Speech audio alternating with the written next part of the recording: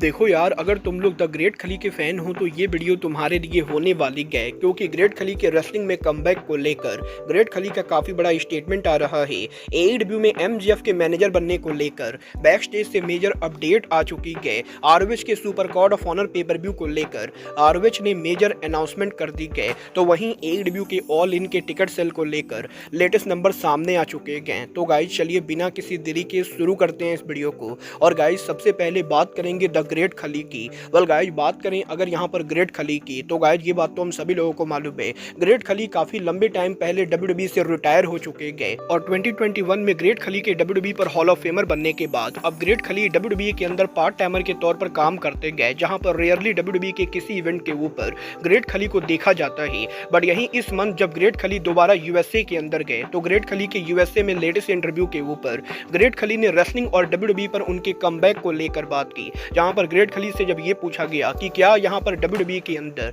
The great खली future में दोबारा से फुल टाइम रिटर्न करना चाहेंगे, तो ग्रेट खली जवाब देकर ये कहते गए कि उन्हें यहां पर नहीं लगता है कि डब्ल्यूडब्ल्यूई या किसी भी और रेसलिंग प्रमोशन के ऊपर ग्रेट खली दोबारा से फुल टाइम काम कर पाएंगे, क्योंकि ग्रेट खली करंटली इंडिया के अंदर काफी सारे काम कर रहे गए और इंडिया में ग्रेट खली के काफी सारे डिफरेंट बिजनेस हैं, जिसके अंदर ग्रेट खली के रेसलिंग एकेडमी, सीडब्ल्यूई सहित रेस्टोरेंट और होटल जैसे बिजनेस हैं और ग्रेट खली करंटली इन चीजों पर फोकस कर रहे गए। बट जहां तक बात रही ग्रेट खली के यूएसए में रेसलिंग करने की, तो ग्रेट खली का ये कहना है कि यूएसए में ग्रेट खली अगर यहां पर किसी कंपनी पर रेसल करेंगे तो डेफिनेटली वो डब्ल्यूडब्ल्यूई होने वाली गए और डब्ल्यूडब्ल्यूई के अंदर ग्रेट खली रेसलमेनिया या रॉयल रंबल जैसे पेपर व्यू के ऊपर पार्ट टाइम अपीयर हो सकते गए। बट जहां तक बात रही डब्ल्यूडब्ल्यूई के ऊपर भी फुल टाइम अपीयर होने की, तो ग्रेट खली को नहीं लगता है कि वो यहां पर अब दोबारा से रेसलिंग के अंदर फुल टाइम वापस आने वाले गए और वो यहां पर डब्ल्यूडब्ल्यूई या किसी भी और प्रमोशन के ऊपर फुल टाइम रिटर्न करने का कोई भी प्लानिंग नहीं कर रहे गए और वो यहां पर फ्यूचर में शायद ही रेसलिंग बिजनेस के अंदर हमें यहां पर किसी मेजर प्रमोशन पर देखने को मिले। वाला अब ये तो आने वाला टाइम बताएगा कि क्या यहां पर नेक्स्ट ईयर रॉयल रंबल के ऊपर द ग्रेट खली को डब्ल्यूडब्ल्यूई लाती है या नहीं। बट गाइस चलिए फिलहाल आगे बढ़ते हैं और बात करते हैं एईडब्ल्यू के साल के biggest pay per view AEW all in 2025 की। वेल गाइस एईडब्ल्यू के ऑल इन पेपर व्यू के ऊपर एईडब्ल्यू के टिकट सेल करंटली यहां पर काफी डाउन जा रही गए, क्योंकि करंटली यहां पर ग्लोब लाइफ फील्ड स्टेडियम के अंदर अब भी एईडब्ल्यू की ऑल इन की ओवरऑल कैपेसिटी एईडब्ल्यू ने 18,140 के बराबर रखी गए और अब भी यहां पर 18,140 टिकट में से एईडब्ल्यू मात्र यहां पर 12,350 टिकट सोल्ड आउट कर पाई गए और अब भी यहां पर एईडब्ल्यू के ऑल इन के ऊपर एईडब्ल्यू कंपनी को करीबन यहां पर 5800 टिकट सोल्ड आउट करना बाकी है, जो यहां पर एईडब्ल्यू डेफिनेटली आने वाले टाइम में कर तो देगी, बट जिस हिसाब से टिकट सेल जा रहे गए वो यहां पर लॉन्ग गेम के लिए बिल्कुल भी बढ़िया नहीं गए, क्योंकि अगर यहां पर एईडब्ल्यू कंपनी मई के पहले ये सारे टिकट सोल्ड आउट नहीं करते गए, तो इस चीज के बहुत ही कम चांसेस हैं कि एईडब्ल्यू के ऑल इन के ऊपर एईडब्ल्यू कंपनी पूरे स्टेडियम को फिल कर पाएगी, क्योंकि अभी यहां पर मात्र स्टेडियम की 50% कैपेसिटी को ओपन किया गया है और अगर यहां पर मई से पहले एईडब्ल्यू कंपनी 50% स्टेडियम को भी सोल्ड आउट नहीं कर पाती गए, तो ऑल इन यहां पर पूरी तरह से सोल्ड आउट तो नहीं होने वाला है। वाल अब ये आने वाला टाइम बताएगा कि ऑल इन की फाइनल टिकट सेल और अटेंडेंस कितनी होती गए। बट गाइज चलिए फिलहाल आगे बढ़ते और बात करते हैं एईडब्ल्यू सुपरस्टार एमवीपी की। वेल गाइज इस हफ्ते एमवीपी के लेटेस्ट इंटरव्यू के ऊपर एमवीपी ने एईडब्ल्यू कंपनी के यंग रेसलर्स को लेकर बात की, जहां पर एमवीपी से जब ये पूछा गया कि उन्हें यहां पर क्या लगता है एईडब्ल्यू के वो कौन से 3 रेसलर है जो एईडब्ल्यू कंपनी के रियल पिनर बनकर एईडब्ल्यू कंपनी को आने वाले 10 सालों तक लीड कर सकते गए, तो एमवीपी जवाब देकर ये कहते गए कि उन्हें पर्सनली ऐसा लगता है कि जो 3 रेसलर एईडब्ल्यू कंपनी को आने वाले कई सालों तक लीड कर सकते गए वो यहां पर एमजेएफ, विल ऑस्प्रे और स्वर्व स्टिकलैंड होंगे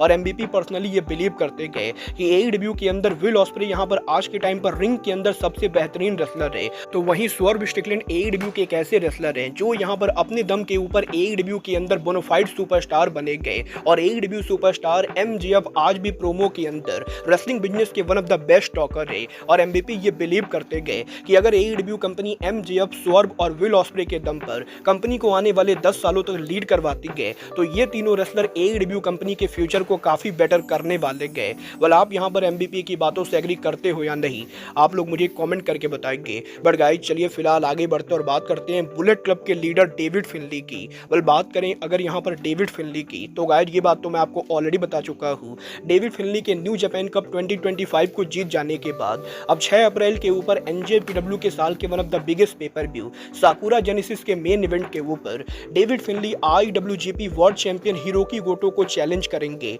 और यहीं अपकमिंग वर्ल्ड टाइटल मैच से पहले डेविड फिनली ने NJPW और रेसलिंग बिजनेस में उनके ड्रीम को लेकर बात की, जहां पर डेविड फिनली का ये कहना है कि वो जब से रेसलिंग बिजनेस के अंदर आए गए तब से उनका यही सपना है कि वो किसी मेजर रेसलिंग कंपनी के ऊपर वर्ल्ड टाइटल जीते। और फाइनली NJPW के साकुरा जेनेसिस पेपर व्यू के ऊपर डेविड फिनली उनके ड्रीम को पूरा करने वाले गए, जब वो हिरोकी गोटो को हराकर NJPW के अंदर IWGP वर्ल्ड चैंपियन बनेंगे। और डेविड फिनली का ये कहना है कि उनके फैमिली के अंदर आज तक यहाँ पर कोई भी रेसलर वर्ल्ड चैंपियन नहीं बना है। और डेविड फिनली के फादर फिट फिनली के सालों तक काम करने के बाद भी फिट फिनली भी कभी भी वर्ल्ड चैंपियन नहीं बने। बट अब यहाँ पर डेविड फिनली उनके फैमिली के अंदर से वो पहले रेसलर बनना चाहते गए जो किसी मेजर कंपनी के ऊपर वर्ल्ड चैंपियन बने। और डेविड फिनली यहाँ पर उनके फैमिली रिकॉर्ड को ब्रेक करते हुए साकुरा जेनेसिस के ऊपर जापान के बिगेस्ट टाइटल को कैप्चर करेंगे और वो यहाँ पर NJPW को एक न्यू एरा में लीड करेंगे। वेल गाइस, जब ये तो आने वाला टाइम बताएगा कि क्या यहाँ पर गेडो डेविड फिनली को IWGP वर्ल्ड चैंपियन बनाते हैं या नहीं।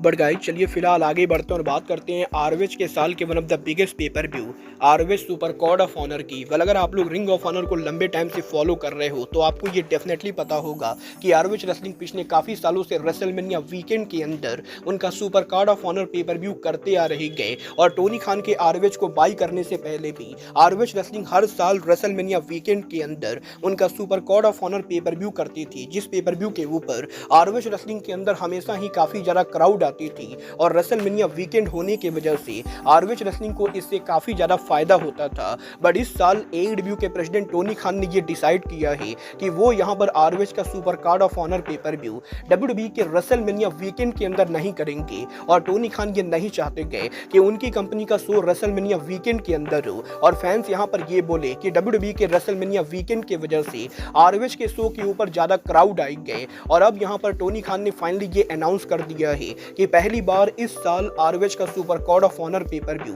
WWE के रेसलमेनिया वीकेंड में ना होकर बल्कि यहाँ पर मई महीने के अंदर होने वाला है। गाइस, यहाँ पर टोनी खान ने ऑफिशियली ये अनाउंस कर दिया है कि इस साल ROH का super card of honour pay per view हमें यहाँ पर रेसलमेनिया वीकेंड में देखने को ना मिलकर बल्कि यहाँ पर 2 मई को फ्राइडे को देखने को मिलेगा। और इस साल का ROH का super card of honour pay per view ROH wrestling यहाँ पर एटलांटिक सिटी में करने वाली गए। और हमें यहाँ पर ROH का इस साल का super card of honour pay per view 2 मई को एटलांटिक सिटी के अंदर बोर्ड वॉक हॉल थिएटर के अंदर देखने को मिलेगा, जिसकी कैपेसिटी करीबन 3200 के बराबर है। और देखना बहुत ज्यादा दिलचस्प होने वाला है कि जब यहाँ पर ऐसे यूनिक वेन्यू के अंदर ROH रेसलिंग उनका super card of honour pay per view करते गए तो क्या यहाँ पर बिना रेसलमेनिया वीकेंड के टोनी खान की कंपनी 3000 क्राउड को पुल आउट कर पाती है या नहीं। और देखना दिलचस्प होगा कि ROH के सुपर कार्ड ऑफ ऑनर के बाद जब नेक्स्ट डे सेम अरीना के अंदर AEW का कोलिजन शो होता है तो कोलिजन के ऊपर कितनी क्राउड आती है। वाला आपको क्या लगता है, बिना रेसलमेनिया वीकेंड के ROH का super card of honour sold out होगा या नहीं?